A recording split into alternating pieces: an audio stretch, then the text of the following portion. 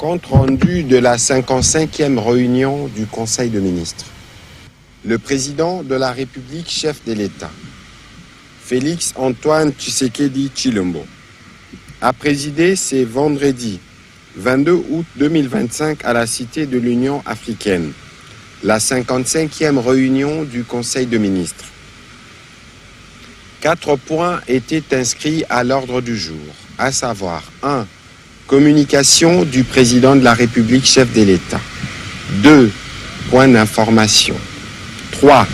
Approbation d'un relevé des décisions du Conseil de ministres. 4.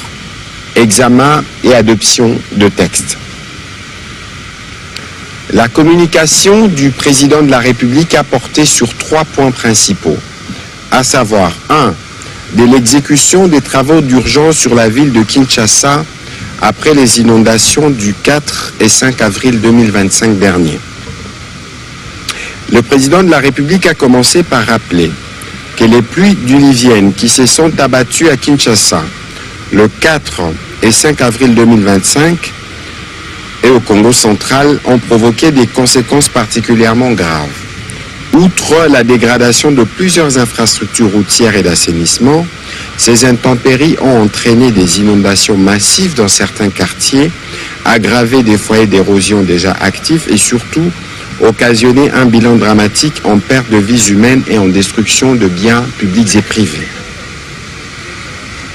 Conscient de la gravité de ces événements et de la vulnérabilité croissante de nos populations face au changement climatique, le président de la République avait instruit qu'un programme d'intervention d'urgence soit mis en place afin d'atténuer les dégâts enregistrés et de sécuriser les sites à haut risque avant l'arrivée de la prochaine saison de pluie. Ces programmes devraient intégrer à la fois la réhabilitation de voiries critiques, les travaux de curage, la stabilisation des zones d'érosion ainsi que de mesures préventives à plus long terme. Il lui a été rapporté que conformément aux instructions données, le Trésor public a mobilisé les ressources financières nécessaires en vue de leur mise à la disposition à l'Office de voirie et drainage. Cependant, la complexité des procédures administratives, notamment l'obtention des avis de non-objection de la DGCMP, les contrôles obligatoires de l'IGF et autres formalités n'a pas permis aux entreprises adjudicataires de recevoir les premiers décassements que très récemment. En conséquence, plusieurs opérations stratégiques n'ont pas encore été engagées ou accusent un retard préjudiciable. Il a cité pour exemple l'acquisition de dragues multifonctions indispensables à la RVF pour le dragage du fleuve et de ses affluents, ou encore l'implantation des stations limnimétriques en amont de principales rivières, outil essentiel pour améliorer notre capacité d'anticipation et d'alerte précoce en cas d'émeute de eau. Dans les mêmes ordres d'idées, à la suite de ces pluies, des travaux d'envergure étaient attendus afin de prévenir la répétition des dégâts constatés, notamment sur la route de l'aéroport international de Ndjili à hauteur du quartier des Bonhommes, ou encore sur la route nationale numéro 1 au niveau de Kassangoulou. Des graves perturbations de la circulation ont été enregistrées. À moins d'un mois de retour annoncé de pluie, le président de la République a évoqué l'impérieuse nécessité pour le gouvernement, à travers le ministère des Finances, de procéder avec encadrement et sans délai à la libération du sol des fonds non encore débloqués, condition sine qua non pour accélérer la cadence des chantiers ouverts et initier ceux qui demeurent en suspens. À défaut, a-t-il précisé, nous courons le risque de revivre les catastrophes pourtant évitables, ce qui exposerait nos concitoyens à des nouvelles pertes en vies humaines et matérielles et mettrait en cause la crédibilité de notre action. Enfin, le président de la République a informé le Conseil qui convoquera dans les prochains jours une réunion d'évaluation sur ces dossiers qui réunira les membres du gouvernement mais aussi tous les autres services techniques concernés. Le deuxième point de la communication du président de la République a porté sur les exonérations fiscales en faveur du Fonds social de la République démocratique du Congo en vue de la matérialisation du projet de cantine populaire. Dans le cadre de la mise en œuvre effective du deuxième engagement de son quinquennat Consacré à la protection du pouvoir d'achat de nos compatriotes, le président de la République tient au lancement du projet Cantine communautaire, une initiative personnelle placée sous la coordination du Fonds social de la République. Ces projets incarnent une réponse concrète et immédiate aux attentes légitimes de notre peuple face à la flambée des prix de produits de première nécessité. Il vise à garantir aux populations à faible revenu l'accès régulier et à un prix social aux denrées de base telles que le maïs, le riz, l'huile de palme, la farine de froment et les sucres roux. L'expérience pilote conduite à Kinshasa a produit des résultats probants confirmant la pertinence et l'efficacité du mécanisme mis en place. Fort de ces succès, le président de la République encourage l'extension de ces projets sur l'ensemble des 26 provinces avec une intégration progressive dans les universités, écoles, camps militaires, police, hôpitaux et autres centres communautaires.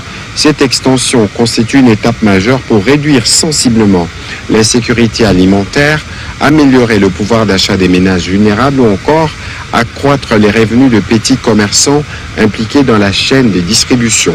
La réussite de ce projet exige le soutien sans faille de l'ensemble du gouvernement et des services publics concernés. Le président de la République a rappelé à cet égard que conformément au texte pertinent régissant le fonds social, ces projets devraient bénéficier de facilités portuaires et logistiques nécessaires, notamment pour les enlèvements d'urgence, les exonérations fiscales et parafiscales appropriées afin de garantir la stabilité et la viabilité de l'approvisionnement. Il a instruit de ces faits le vice-premier ministre, ministre de l'Intérieur, celui des Transports et voies de communication, les ministres d'État, ministres du Plan, celui des Finances et du Commerce extérieur à travers les services spécialisés, sous la supervision directe de la Première ministre, sans délai, de prendre toutes les dispositions nécessaires pour accompagner la mise en œuvre intégrale de ces projets novateurs et salutaires. Le président de la République a souligné qu'il attache une importance capitale à la réussite de cette initiative car elle traduit la volonté ferme de son mandat, celle de mettre l'action publique au service du bien-être quotidien de chaque Congolais. Le troisième point de la communication du président de la République a porté sur la nécessité d'évaluer les engagements du gouvernement à l'égard de partenaires sociaux. Le président de la République tient à la stabilité sociale qui constitue l'un des piliers essentiels de la paix et du développement durable de notre nation. Sans elle, aucun progrès économique, aucune réforme institutionnelle, aucune ambition collective ne peut s'ancrer dans la durée. C'est pourquoi il estime qu'il incombe au gouvernement de maintenir un climat de confiance permanent avec nos partenaires sociaux et d'apporter des réponses concrètes, crédibles et durables aux préoccupations exprimées par les différentes couches de la population active. Soucieux des privilégiés, la voie du dialogue et de la concertation, le président de la République a rappelé que le gouvernement avait engagé dans un passé récent des échanges francs et responsables avec les représentants syndicaux, des enseignants, des médecins et d'autres catégories socio-professionnelles. Ces assises avaient permis de dégager un consensus et de sceller des engagements auxquels l'exécutif national avait souscrit.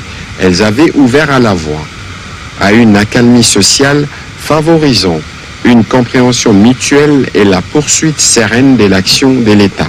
De ces faits, il est impérieux non seulement de préserver ces acquis, mais aussi de les consolider par des actes concrets qui témoignent de la fidélité du gouvernement à sa parole et de son attachement à la justice sociale. C'est à ces prix qu'il sert à renforcer le contrat de confiance entre l'État et ses partenaires sociaux, gage d'une stabilité accrue et d'un avenir plus prospère pour notre nation. Le président de la République en appelle dès lors à l'engagement et au sens du devoir républicain de chacun des membres du gouvernement afin d'assumer ensemble cette responsabilité historique. La nation nous observe et attend de nous des solutions claires, tangibles et rapides, a-t-il précisé. À cet fait, la Première ministre a été chargée de réunir sans délai l'ensemble des membres du gouvernement directement concernés afin d'évaluer rigoureusement les niveaux de mise en œuvre des engagements pris vis-à-vis des enseignants et autres partenaires sociaux, de prendre toutes les dispositions nécessaires pour garantir dans la sérénité la réussite de la rentrée scolaire imminente, d'élaborer une feuille de route réaliste, progressive et assortie d'un calendrier clair pour assurer l'exécution intégrale de ces engagements dans un esprit de responsabilité gouvernementale et de loyauté envers la nation. Au deuxième chapitre du Conseil des ministres de ce jour, relatif aux points d'information, le vice-premier ministre, ministre de l'Intérieur, a présenté au Conseil l'état et